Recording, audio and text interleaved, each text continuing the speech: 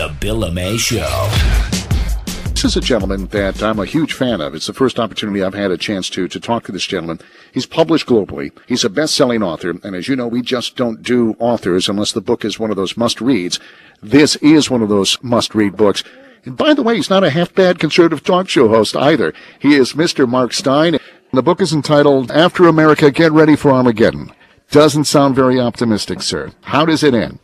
Well, if there's a happy ending, it's going to be up to the American people. And I use that term rather than the politicians or a celebrity president beamed down from the heavens like we tried in 2008. It's going to be up to tens of millions of American citizens who decide that they do not want to consign their children and grandchildren to a poorer future on a darker planet. So the happy ending is up to your listeners and tens of millions of others across the country. You know, you're an amazing writer. You really are. I enjoy reading the book, and for folks who haven't picked up your books, they ought to. They're full of information, and you learn something from it, but it's also a very enjoyable read. You talk about a man who time travels, and you make amazing observations, and honestly, I never thought about it in the perspective that you have, about how America has really, well, I don't know if it's profoundly changed by what it has accomplished, but more so by what it has not accomplished in the last 60 years. Tell us more about that.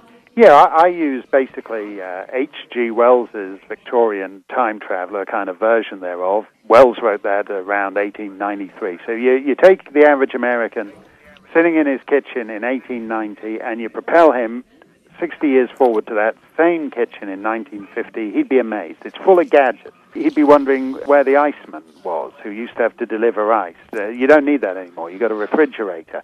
Instead of it taking all day to go to the next town in the horse and buggy, you can be there and back in half an hour because of the automobile. He's got a device on the countertop. He can speak to somebody 4 time zones away. He can go and he can get in a metal tube and fly to the other side of the planet. This is all between 1890 and 1950. You then propel him forward from 1950 to that same American kitchen in our time, 2011, and basically it looks exactly the same. The fridge has got an ice maker in the door, and it's got some colored stickers on the fridge magnet telling you what things you're supposed to put in what recycling bins on what day, and the phone has got buttons instead of a dial. But actually, the kitchen has not changed since 1950. And I think this idea it's so that we true. live in a fast-moving world just because Steve Jobs invented some little gizmo on which you can download Justin Bieber even faster. I think the idea that that is progress is actually extremely narrow and reductive and would not have impressed any American from the great age of invention, which is to say the early 20th century.